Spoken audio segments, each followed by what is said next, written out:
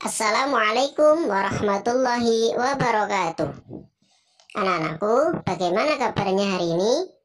Baik ya, sehat ya? Alhamdulillah. Kalau memang baik, sehat, jangan lupa untuk senantiasa bersyukur kepada Allah Subhanahu wa Ta'ala.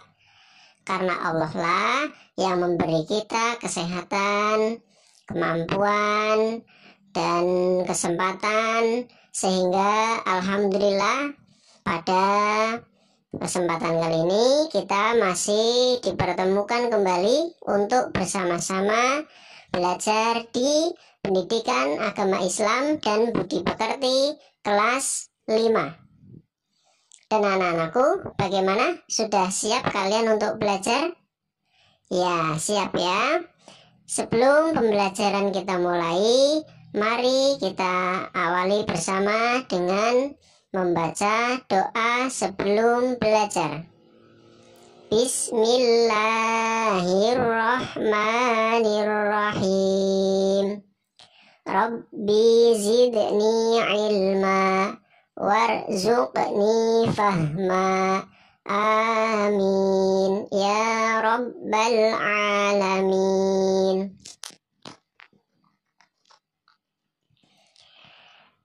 Baik anak-anakku, alhamdulillah kita bertemu kembali dan kita masuk di Pendidikan Agama Islam dan Budi Pekerti kelas 5, melanjutkan pembelajaran kita sebelumnya, yaitu kita sudah sampai di pelajaran 2 dengan tema mengenal nama Allah dan kitabnya. Yang sebelumnya kita sudah belajar mengenal Allah melalui Asmaul Husna, ada Al-Mumit, Al-Hayyu, Al-Qayyum, dan Al-Ahad.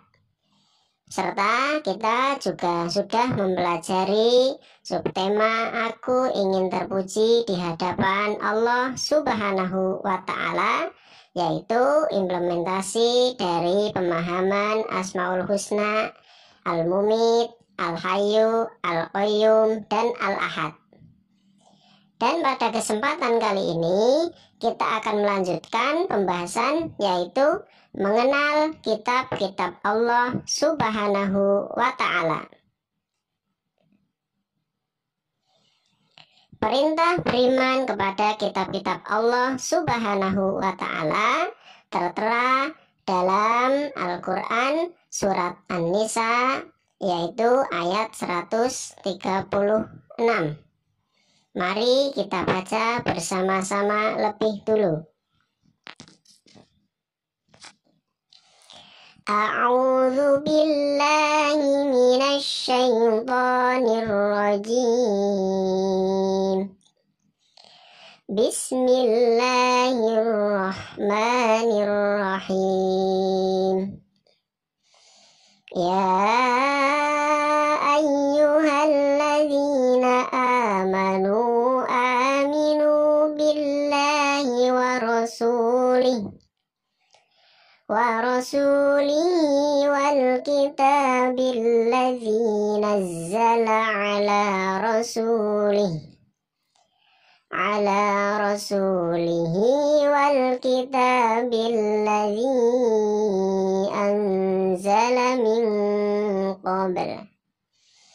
Wa man yakfur billahi wa malaikatihi wa kutubihi wa rusulihi wal yawmil akhir faqad dhalla dhalalan ba'ida. Shadaqallahul azim. Yang artinya, wahai orang-orang yang beriman, tetaplah beriman kepada Allah Subhanahu wa Ta'ala dan Rasulnya Muhammad, dan kepada kitab Al-Quran yang diturunkan kepada Rasulnya, serta kitab yang diturunkan sebelumnya.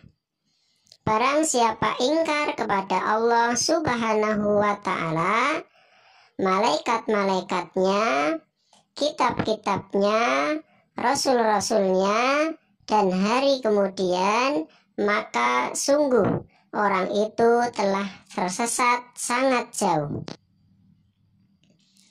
Allah Subhanahu wa Ta'ala menyuruh manusia beriman kepada kitab Al-Quran dan kepada kitab-kitab yang diturunkan kepada para rasul sebelumnya. Jika tidak beriman kepada kitab-kitab itu, maka orang itu tergolong orang yang sesat. Sebagaimana kita tahu bahwa beriman kepada kitab Allah atau percaya kepada kitab-kitab Allah adalah termasuk bagian dari rukun iman yang 6, yang antara lain adalah 1.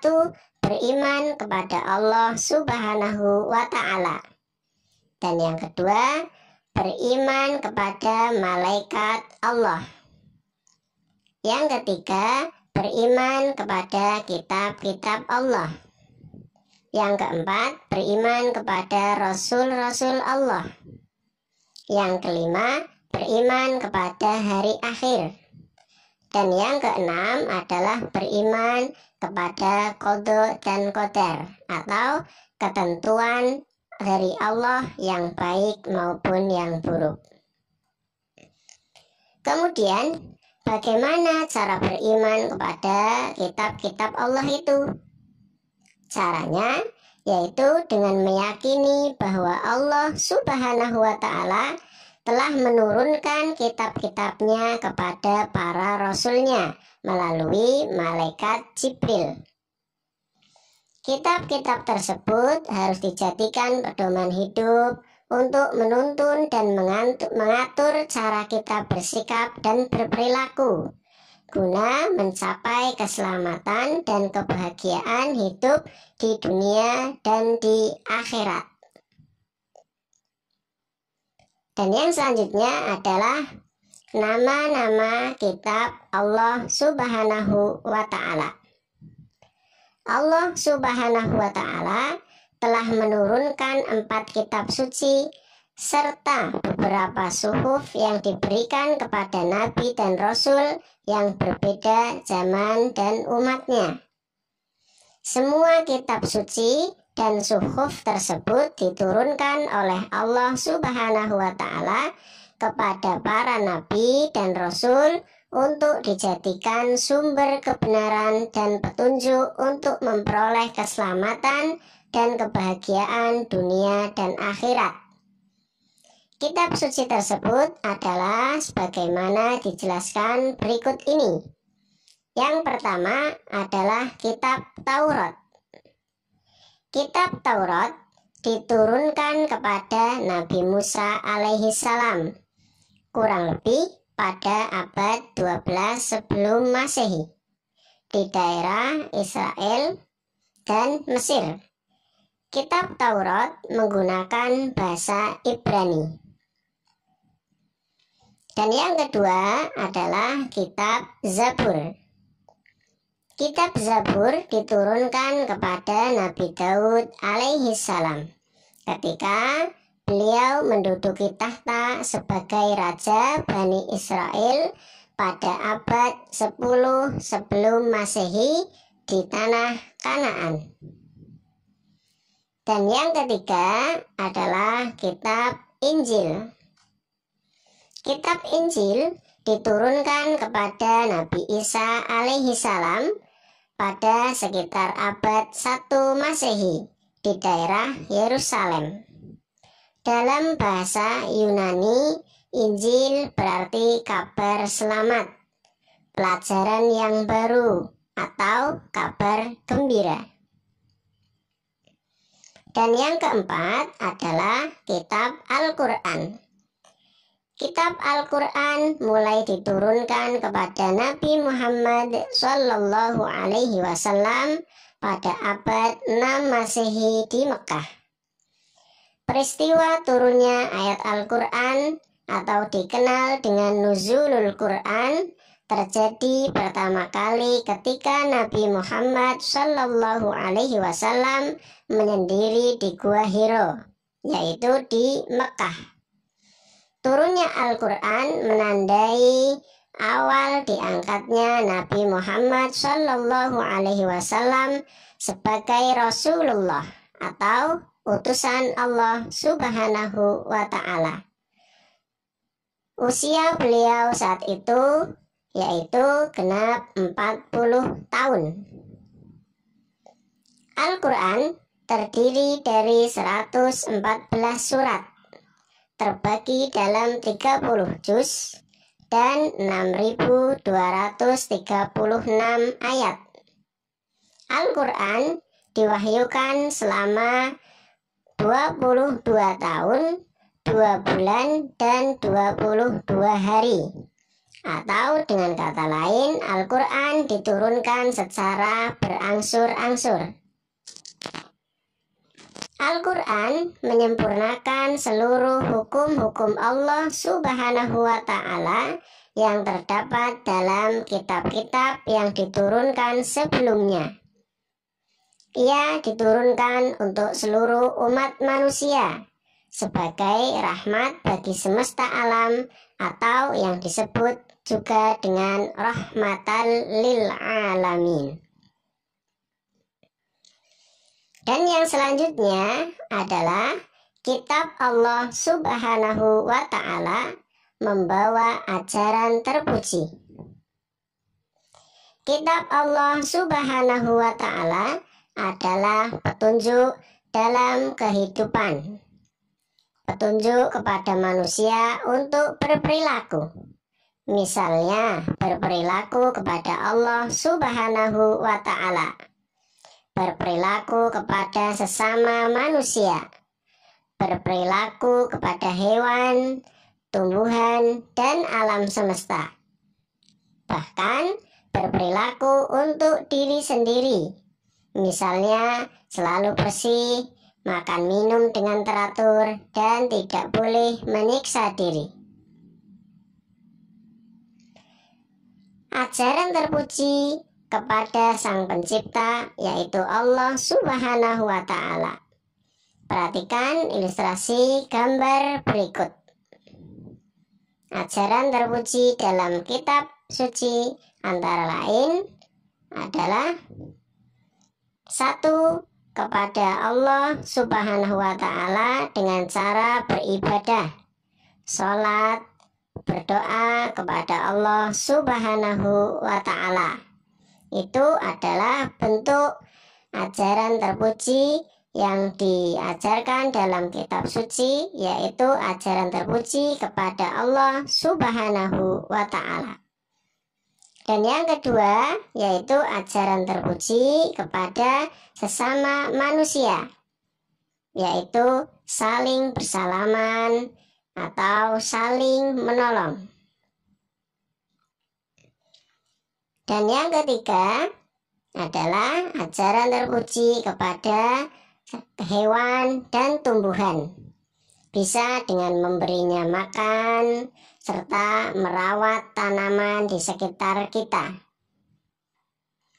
Dan yang keempat adalah ajaran terpuji kepada diri sendiri. Bisa diantaranya adalah memotong kuku, berhias diri, dan hal-hal lain yang dimaksudkan adalah untuk merawat kebersihan dan kesehatan diri kita sendiri. Dan sebagai rangkuman pada pembelajaran kali ini adalah 1. Semua umat Islam wajib mengenal nama Allah Subhanahu wa Ta'ala.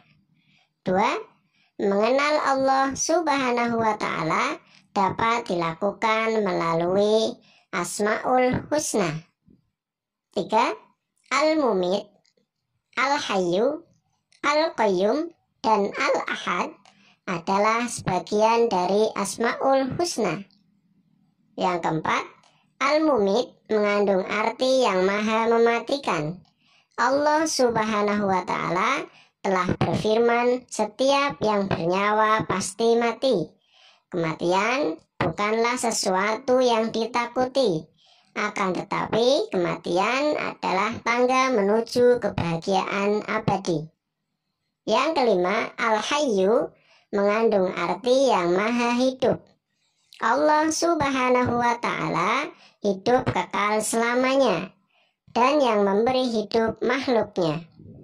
Yang keenam, Al-Qayyum mengandung arti yang maha berdiri atau mandiri. Allah Subhanahu wa Ta'ala berdiri sendiri untuk selama-lamanya. Yang ketujuh, Al-Ahad mengandung arti yang maha esa. Allah Subhanahu wa Ta'ala maha esa atau tunggal dan tidak ada sekutu baginya. Yang kedelapan, semua umat Islam wajib mengenal kitab-kitab Allah Subhanahu wa Ta'ala, yaitu Taurat, Zabur, Injil, dan Al-Quran. Yang kesembilan, kitab-kitab Allah Subhanahu wa Ta'ala membawa ajaran terpuji.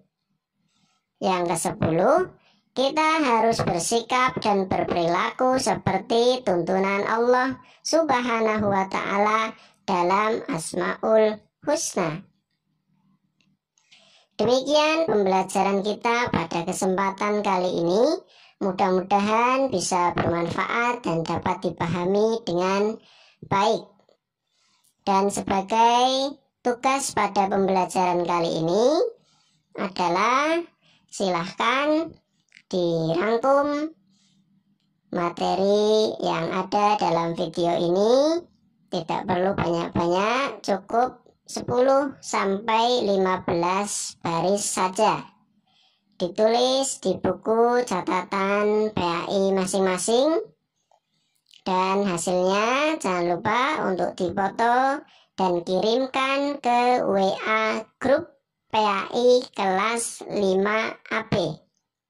Hasilnya kami tunggu hari ini sampai jam 21.00 atau jam 9 malam. Demikian, apabila ada kata-kata yang salah atau yang kurang berkenan, Pak Guru mohon maaf yang sebesar-besarnya. Dan marilah sebelum kita tutup, mari kita bersama menutupnya dengan membaca hamdalah. Alhamdulillahi Rabbil Alamin. Semoga bisa bermanfaat dan bisa dipahami dengan baik. Terima kasih. Wassalamualaikum warahmatullahi wabarakatuh.